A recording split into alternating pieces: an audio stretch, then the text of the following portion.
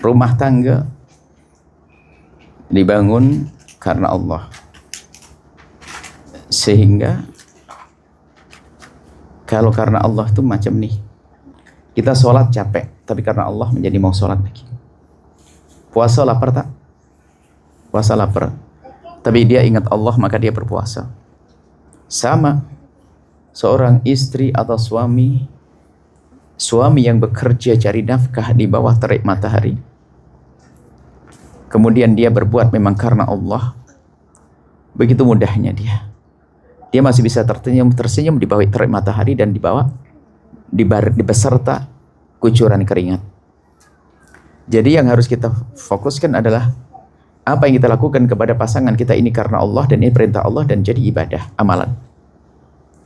Jangan dianggap sepele. Seorang laki-laki yang bekerja mencari nafkah, dia seperti orang jihad di jalan Allah.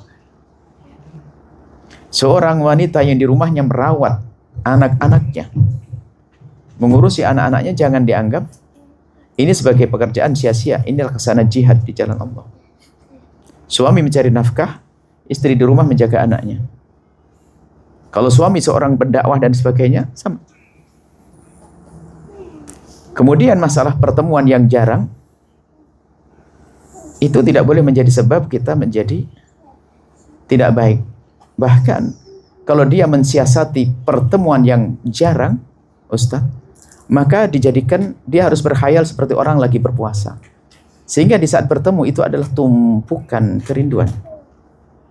Sangat berbeda kalau setiap hari bertemu, tapi ternyata sepekan sekali atau 3 kali.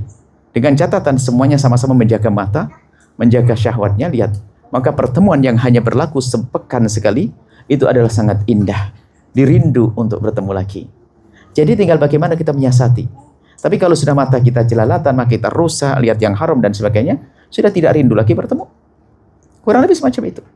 Jadi ngurusi anak adalah sebuah amal ibadah melebihi daripada sholat sunnah yang kita tegakkan.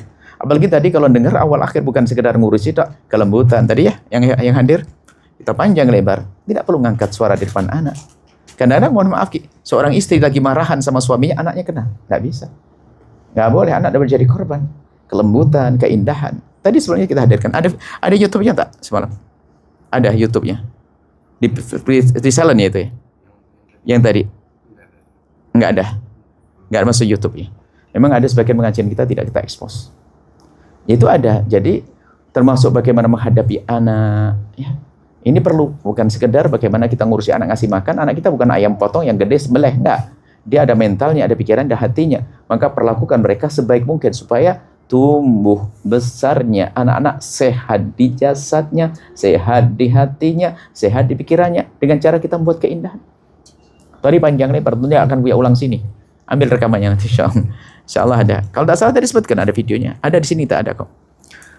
Baik, kemudian rumah tangga harus itu indah, harga mati deh. Di saat berkurangnya keindahan dalam rumah tangga, itu adalah karena kita kurang pandai merenung dan kurang mensyukuri, atau kita sudah mulai kotor hati kita, sehingga tidak menganggap pasangan kita ini sesuatu keindahan, ada ibadah. Dalam bahasa lain, kita suka memperhatikan yang haram. Gini. Kalau saya makan nasi putih dengan ditabur kecap di atasnya sama satu kerupuk, dalam keadaan lapar, Masya Allah, lapar itu lauk terlezat, ya kan? Harganya paling RM0,5, bukan RM1 lagi ya. RM1 nasi putih, kecap, kerupuk.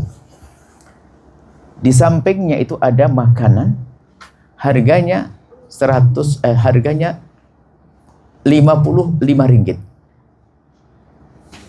Harganya RM55. Anda tidak akan mungkin mau mengambil yang RM55 karena apa? Karena itu makanan kucing. Tahu? Mau pilih mana? Makanan kucing atau makanan nasi putih tadi?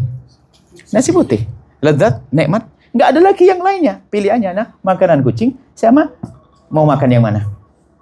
Nasi putih dimakan. Selesai. Kenapa kok enak ini? Lezat. Karena mengerti ini bukan makanannya. Coba di saat dia mulai mencicip, makanan kucing itu sama dengan sate, sama gulai, kalau bukan milik kita kan haram. Haram lebih dari makanan kucing. Selagi itu haram, saya tidak boleh cicip. Sehingga bukan milikku haram yang halal ini, maka yang halal semakin indah. Istrinya, suaminya akan semakin indah kalau kita fokus kepada yang halal. Tapi di saat sudah mulai mencicipi yang haram, coba, satenya orang, oh enak. Akhirnya nasi putih jadi tidak. Biarpun nyicipi satenya hanya satu potong. Enaknya. Yang halal jadi tidak indah. Kalau orang biasa dengan yang haram, maka yang halal menjadi tidak indah. Permasalahannya bukan karena haramnya enak sesungguhnya. Tidak. Karena kita mencicipi yang haram, maka yang halal jadi kurang indah. Maka jaga mata di rumah. Wanita yang ada di rumah tidak cukup. Apakah jaminan aman di rumah? Belum. Dulu. Kami pernah di saat ditanya fatwa tentang bagaimana menjadi wanita karir. Tahu? Wanita berkarir. Dulu kami ragu-ragu mengatakan, kalau wanita karir ada beberapa syarat, 1, 2, 3, 4, 5. Satu, harus izin suami. Yang kedua adalah tempat yang halal, terhormat, kemudian tidak meninggalkan kewajiban yang penting. Yang kelima adalah tidak boleh semakin sombong.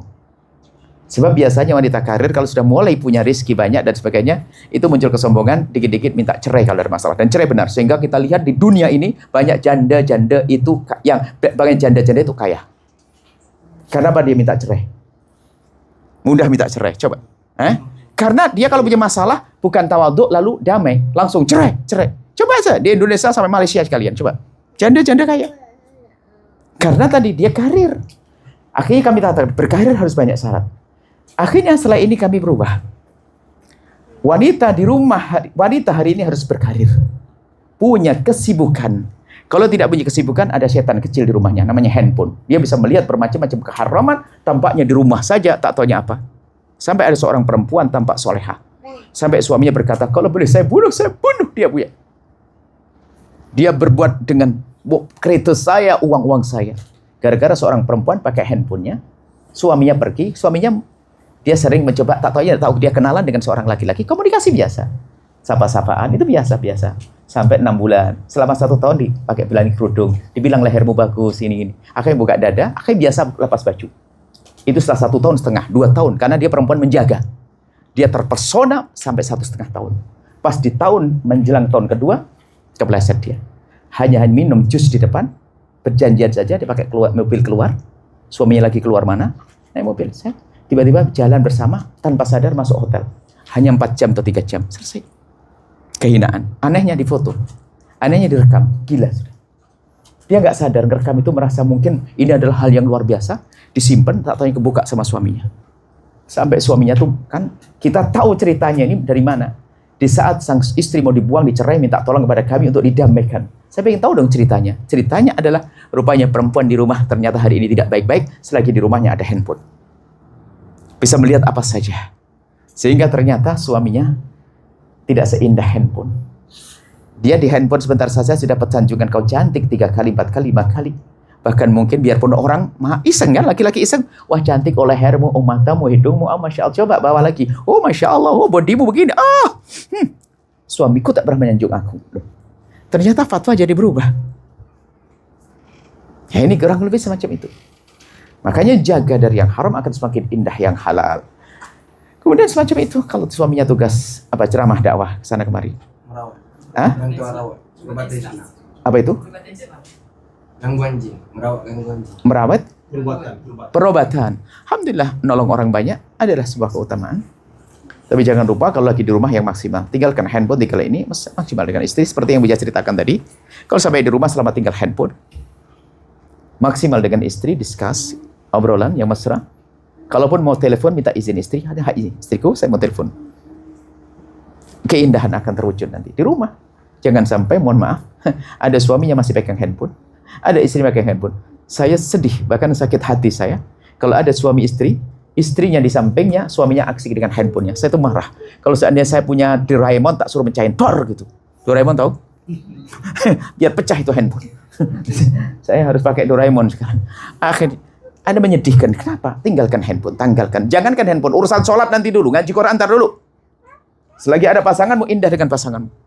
Jangan soal Quran, sholat dan sebagainya. Tidak usah dengar ceramah Bu Yahya. Nanti aja. Alasan nanti. Jadi keindahan itu penting. Apalagi yang suka pergi, waktu rumah maksimal. Yang direktur sebuah company, laptop nanti dulu. Kalau harus melanjutkan laptopnya karena sebuah tugas, ngomong istri. Karena istri sayang, abinya mau lanjutkan, boleh ya minta tolong ya. Izinkan ya. Itu pun tidak boleh lelap dia. Harus sesaat-saat dia manja istrinya, colak-colek kayak gitu. Istri ya, suami harus paling usil. Suami itu paling hebat adalah suami yang paling usil. Colak-colek, usil, colak-colek. Ada yang kerjain aja deh. Tiba-tiba pegang hidungnya, itu gitu. Nah, musik. Suka usiklah istrimu sudah. Itu paling indah sudah. Suruh minta abang, minta dibuatin sambal dari tadi, habis sambal. Istrinya nyari uleknya, rupanya disimpan sama dia. Kurang lebih gitu. Hidup itu yang enak deh, jangan hidup bikin susah. Kenapa? Hidup repot banget. Kita pengen bahagia. Nabi mengajarkan. Oke. Indah insya Allah semuanya. Tadi sudah panjang kisahnya, seharusnya datang tadi. Insya Allah. Setelah Anda menyaksikan video ini, jangan lupa berselawat kepada baginda Nabi Muhammad sallallahu alaihi wa alihi wa sahbihi wasallam.